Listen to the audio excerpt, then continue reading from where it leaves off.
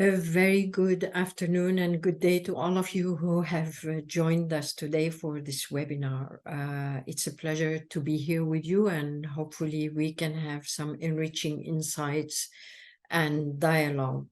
Thank you for joining us for this webinar that has been brought to you by the INSEAD Corporate Governance Centre together with the EY.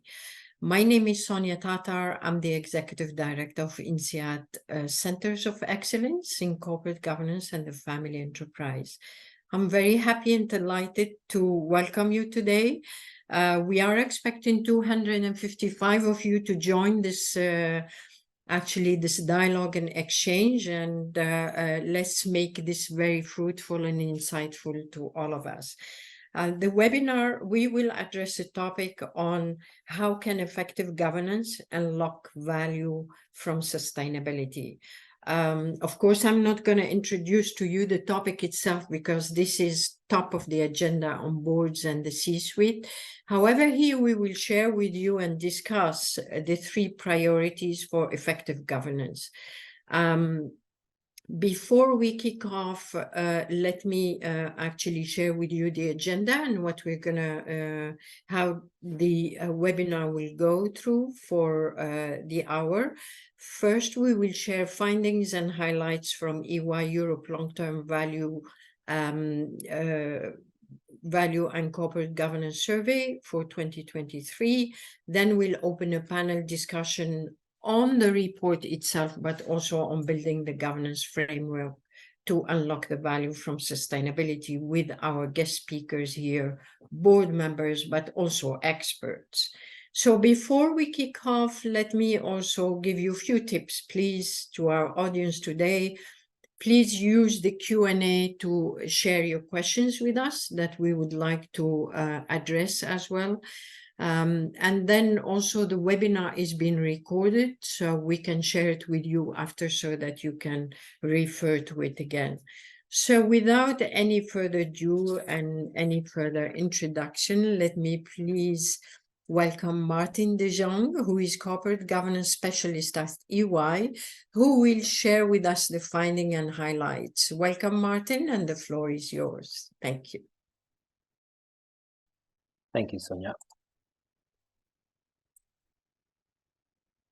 I hope you can all see my screen now. So as Sonia said, my name is Martijn de Jong. I'm a corporate governance specialist for EY in the Netherlands and also the greater European region. And I will present the results of the report that EY did on long-term value and corporate governance in 2023. I'm pleased to be here, and I hope you'll gain some insights from the report and the panel discussion that will follow my presentation.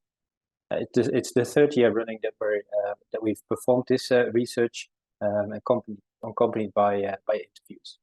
At EY, we are passionate about providing thought leaderships and insight in relation to the sustainable journey in the boardroom, and we'll hope to make you benefit from what we did during my presentation and the following panel discussion. The research draws on 200 senior leaders that filled in a survey and that we also interviewed to talk about the relation between corporate governance, the strategy, long-term value creation, and the sustainability journey that we're together on.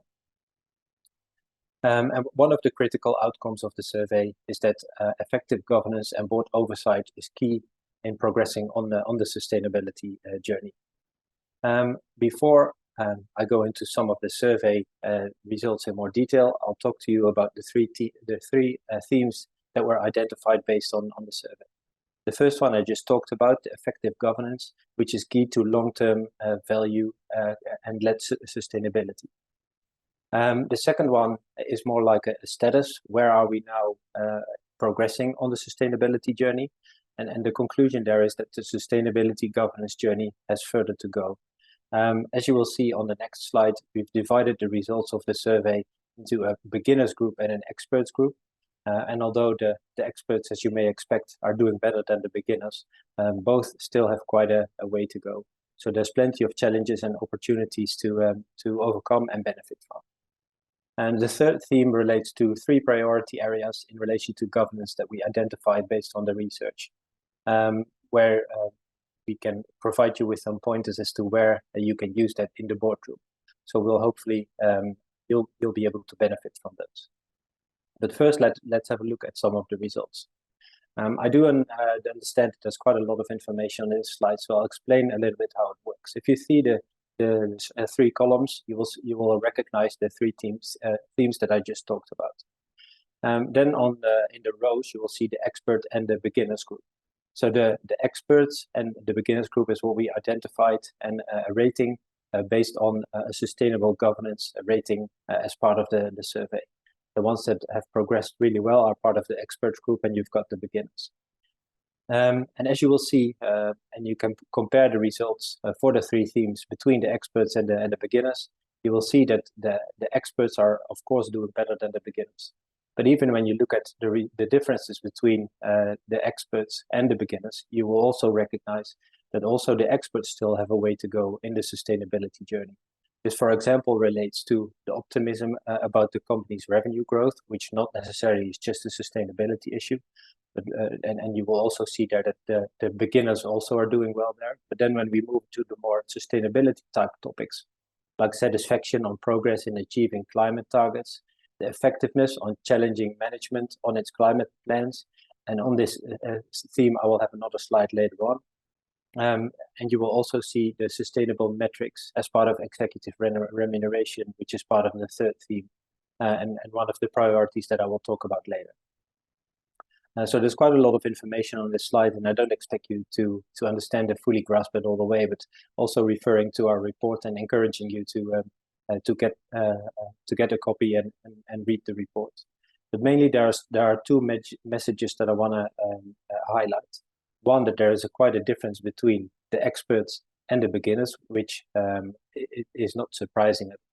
But even the experts, as they are doing well, they can do much better. And we expect, based on our research, as we've been doing it for 3 years now, that the ratings and the percentage will become better in the next couple of years. So when you look at, for example, a percentage of 40% and you translate that to a 1 to 10 rating, with a 4, there's plenty of opportunity for improvement on challenging management on its climate plans. So on the second theme in relation to the governance journey, that it has further to go, I've got one more slide that I would like to discuss with you. This relates to the board oversight and the effectiveness of the board on climate topics and how they are doing from an expert group as depicted in yellow, and in gray as for the beginners group.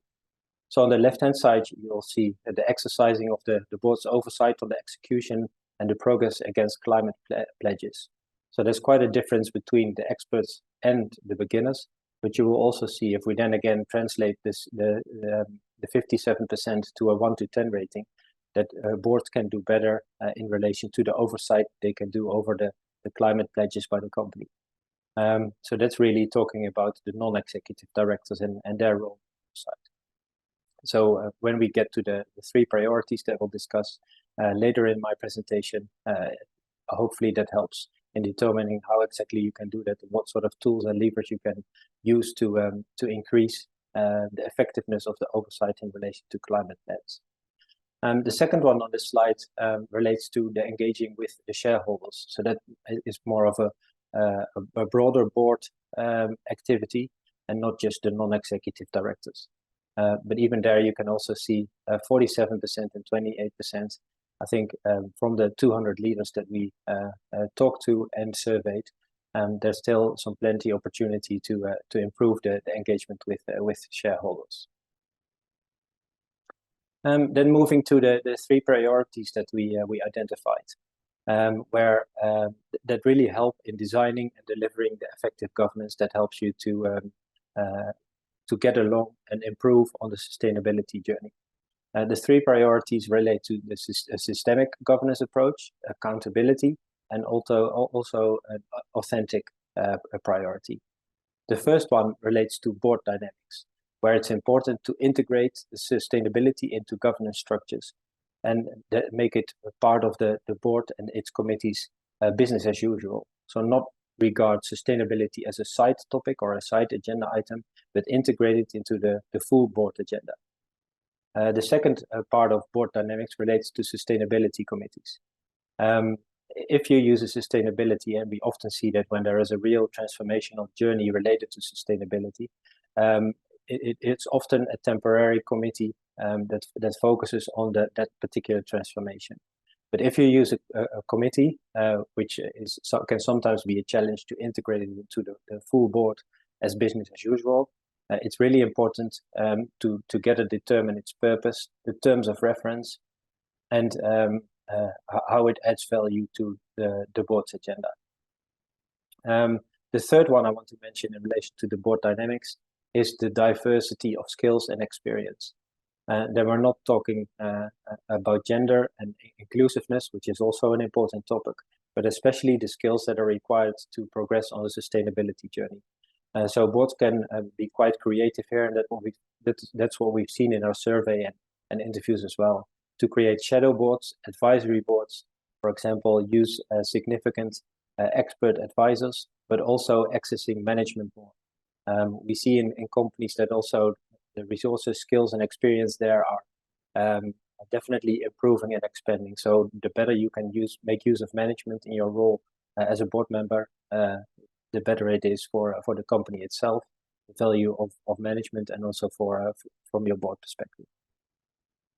However, I do want to make the comment that the structure of the corporate governance is much less important than the time, the expertise, and the focus that as a board you put on the table. So you can talk a lot about the structure, but in the end, the real differences that you're going to make is with the time, the expertise, and the focus that you put on in relation to the sustainability journey. And then the second priority relates to accountability. I don't think anyone will deny that there is a link between remuneration and the focus of the executive directors. So executive remuneration is really an important key to link the remuneration to the sustainability journey and the strategy that the company is on. So from a board perspective, it's important to design a remuneration policy that's aligned to the key material KPIs and focus of the board and the company in relation to sustainability. And translating the policy into ESG metrics and sustainability KPIs, it's important that they cover the material aspects of the sustainability journey that the company is on. So you need to make it concrete, and I'm sure in the panel discussion, especially with Frederick Barge, later on we'll talk more about the remuneration perspective. And then the third priority, when we're looking at the results, we can see that they're more advanced from a governance perspective than the board dynamics and executive remuneration perspective, most likely explained by the upcoming required disclosures in relation to the CSRD and the ESRS. So the results are better there, probably because the focus and the timelines are coming close for companies to make the required disclosures on sustainability reporting coming out of Europe at least, and also from an ISSB and SEC perspective. So questions to ask in relation to authentic reporting is on the finance function and the CFO, what their role is in relation to sustainability reporting. They have experience in integrity management of the information, and they can also make the link between financial and sustainable information. So what we see is that there's a heavy role and a clear opportunity to get the finance function heavily involved in integrating the financial and sustainability reporting. The second point I want to mention is the importance of a materiality assessment. In one of the interviews with a board member, we clearly got the message: you really need to do the materiality assessment very well. It's a key driver for not only being compliant with all the requirements, for example, based on CSRD and ESRS, but also from a company perspective yourself. Where are you going to focus on, and what is important to you, and then translate that to the processes and information coming out of your business. The last priority I want to mention is the importance of risk management and internal control systems. For the financial reporting aspect, they are often in place, quite mature, but we see from a sustainability reporting that there are definitely opportunities and challenges ahead in relation to the basis that the information is provided upon. So from a board perspective, a recommendation to push management and ask challenging questions in relation to the maturity and the development of the risk management and information control systems in relation to sustainability reporting. Then this is my last slide, and then I will hand over to the next topic on the webinar. As we've seen, the sustainability journey makes a lot of impact in the boardroom, and it's a dynamic concept. It's not that we'll, in the next couple of years, we'll see a stabilization of everything what's happening in relation to sustainability reporting and the topics that are becoming more or less important. There's always change, and a proper governance basis is the foundation for developments in relation to climate and sustainability.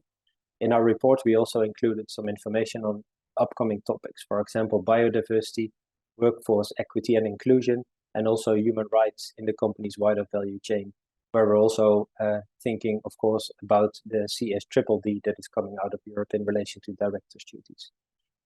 So my message here is that although sustainability reporting is coming quite close and everyone is getting ready, although there are some significant challenges there, of course, make also sure from a governance perspective and in designing and updating your governance structures in your sustainability journey, that you're flexible enough to also include upcoming topics that are on the horizon in relation to sustainability.